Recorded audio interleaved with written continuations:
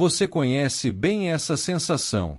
Aquela conversa que fica pairando na sua mente, pesando no seu estômago. Aquele nós precisamos conversar que você precisa dizer, ou que disseram para você. Seja com seu chefe sobre um aumento, com um colega de equipe sobre um problema, ou com alguém que você ama sobre um assunto delicado. O coração acelera, a mente ensaia 1000 roteiros diferentes, e a maioria deles termina em desastre. E qual é a nossa reação mais comum a esse medo? A procrastinação. A gente adia. Dizemos a nós mesmos, hoje não é um bom dia, vou esperar o momento certo.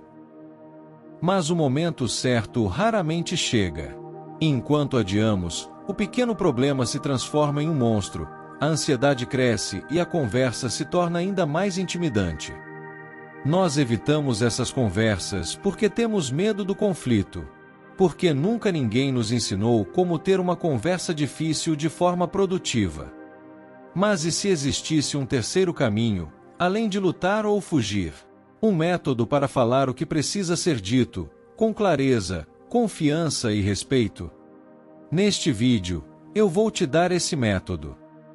Antes mesmo de entrarmos nos passos práticos, precisamos expor o erro fundamental que transforma uma conversa difícil em uma briga. O problema, na maioria das vezes, não está no que dizemos, mas na mentalidade com que entramos na conversa. Nós entramos em modo de batalha. Nosso objetivo, mesmo que inconscientemente, se torna vencer a discussão, provar que estamos certos e que o outro está errado. Nós armamos nossas defesas e preparamos nossos ataques. Mas quando você entra numa conversa para vencer, você automaticamente força outra pessoa a entrar numa postura de defesa para não perder. A conversa deixa de ser sobre resolver o problema real e se torna uma disputa de egos. Você para de escutar para entender, e começa a escutar apenas para preparar seu próximo contra-ataque.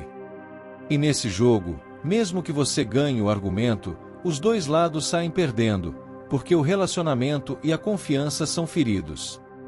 A mudança de chave que destrava uma conversa produtiva é esta: pare de ver a pessoa à sua frente como sua adversária. Veja o problema como adversário, e a outra pessoa como sua aliada para resolvê-lo.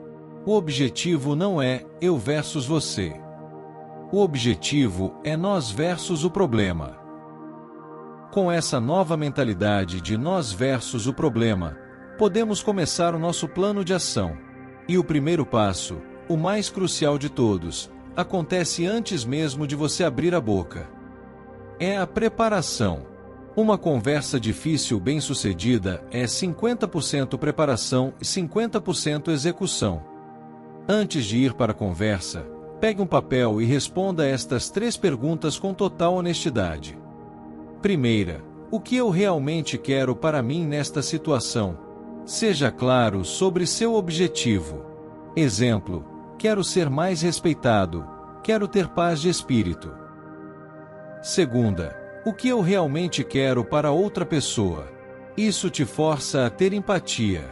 Exemplo, quero que ela se sinta valorizada, quero que ela tenha sucesso. E a terceira, a mais importante, o que eu realmente quero para nossa relação? Exemplo, quero que a gente tenha mais confiança um no outro, quero que consigamos trabalhar juntos em harmonia. Ao responder a essas perguntas, você muda seu foco.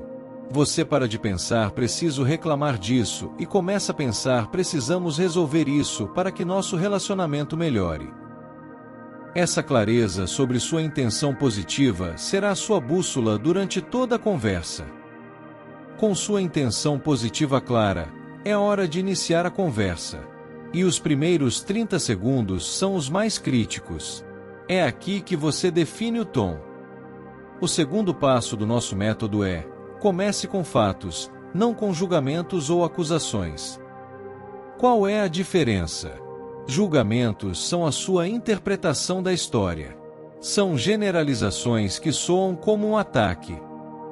Frases como você é desleixado, você nunca me escuta, você está sempre atrasado. Quando a outra pessoa ouve isso, o o cérebro dela imediatamente entra no modo de defesa, e a porta para uma conversa produtiva se fecha na sua cara. Fatos, por outro lado, são específicos, observáveis e inegáveis. São coisas que uma câmera de segurança poderia ter gravado.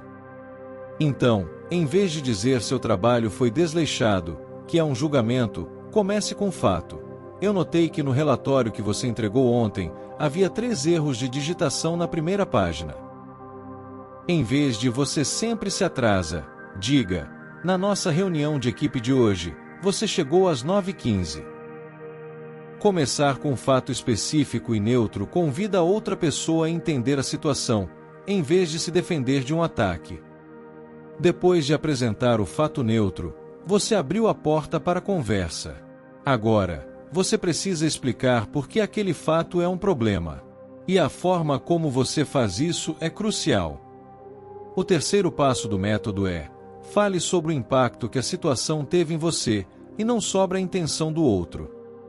A forma mais comum e que sempre gera briga é começar com você.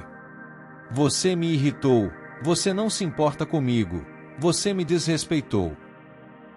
Todas essas são acusações sobre a intenção da outra pessoa. E a resposta para uma acusação é sempre a defesa. A conversa vira uma discussão sobre intenções, e não sobre o problema real. A alternativa poderosa e que convida a empatia é começar com eu. Em vez de você me desrespeitou, tente. Quando você chegou 15 minutos atrasado, eu me senti desrespeitado, como se meu tempo não fosse importante. Em vez de você foi desleixado, tente. Quando eu vi os erros no relatório, eu fiquei preocupado com a imagem que nosso time passaria para o cliente. Ninguém pode discutir como você se sentiu. É a sua verdade. Falar sobre o impacto em você não ataca, e sim convida o outro a entender a sua perspectiva. Depois de apresentar os fatos e expressar como você se sentiu, a porta está aberta para colaboração. Agora, chegamos à parte que transforma a conversa em uma solução. O quarto e último passo do método é: faça um pedido claro e focado no futuro. Muitas conversas difíceis morrem aqui. Nós descrevemos o problema perfeitamente, mas não dizemos o que queremos que aconteça a seguir. Frases como "você precisa ser mais organizado" ou "eu só queria que você ajudasse mais" são desabafos, não são um plano. Elas são vagas e deixam a outra pessoa sem saber o que fazer. Um pedido eficaz é específico. Em vez de "você precisa ser mais pontual", seu pedido é: daqui para frente, podemos combinar que, se você for se atrasar para um encontro nosso, você me envia uma mensagem assim que souber.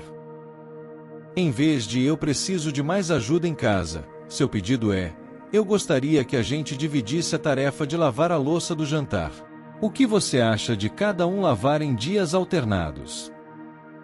E termine sempre convidando o outro a construir a solução com você, com perguntas como: "isso parece justo para você?" Ou "como podemos fazer isso funcionar para nós dois?" Isso transforma a conversa de uma demanda em um acordo. Então, aí está o nosso mapa para navegar as conversas mais difíceis. Não é um roteiro de falas prontas, é um framework. Primeiro, você se prepara, definindo uma intenção positiva. Segundo, você começa com fatos inegáveis. Terceiro, você expressa o impacto que a situação teve em você, sem acusações. E quarto, você faz um pedido claro, convidando o outro para construir a solução. Perceba que, em nenhum momento, o objetivo foi provar que você estava certo ou que o outro estava errado. O objetivo nunca foi vencer a discussão. O objetivo era ser claro, ser honesto, ser ouvido e, acima de tudo, manter a porta aberta para a conexão. As conversas difíceis, quando bem conduzidas, não destroem relacionamentos.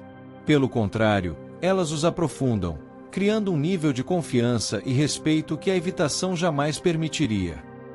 A coragem de ter uma conversa difícil é um dos maiores atos de poder pessoal. É a sua forma de dizer: "eu me importo comigo", eu me importo com você, e eu me importo o suficiente com a nossa relação para passar por este momento desconfortável. Se este guia te deu mais confiança, deixe seu like para que ele ajude mais pessoas. E comente abaixo, qual dos 4 passos você acha mais desafiador? Inscreva-se no canal Poder Pessoal para mais ferramentas como esta. Muito obrigado, e até a próxima!